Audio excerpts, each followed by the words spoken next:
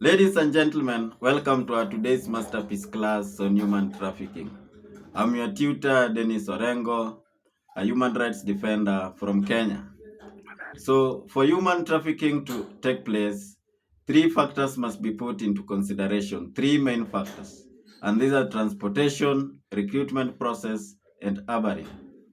So, for this transportation, recruitment, and harboring process, we must also consider the means.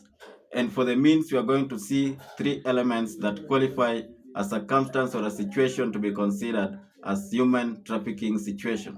And these three elements are the act, the means, and the exploitative purpose of the intention. By the act, I mean what is done, and this is where we consider recruitment purpose, and this is where we also consider transportation. In transportation, in most cases, victims of human trafficking are transported not in the right so-called channels. They are being smuggled across borders, cities, or towns, and the process, the means, maybe they are being put in buses or in lorries and being trafficked at night when the police cannot detect.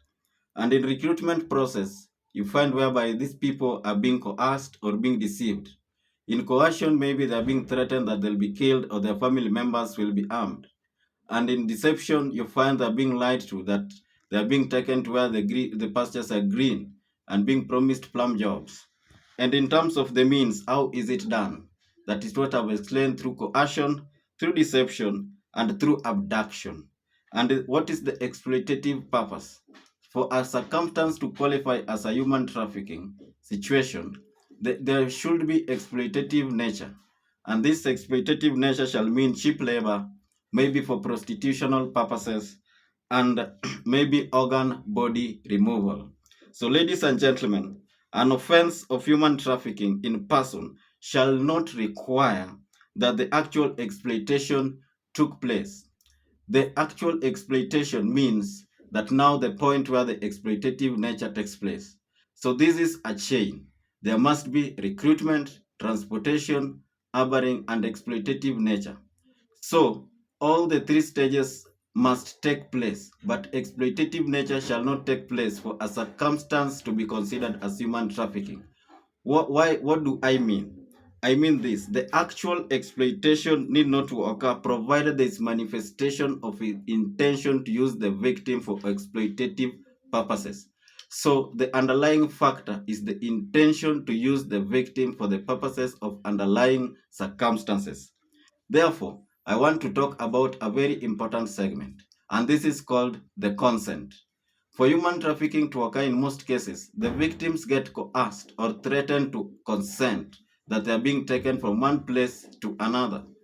When we detect that the victim consented through duress, the victim was forced by coercion or deception, then consent does not arise to that case. And for the issue of children, consent does not arise. And according to United Nations Children's Act, a child is a person under below the age of 18 years. So a child cannot issue consent. And therefore we say children or anyone that signed consent under duress, that nature consent does not arise.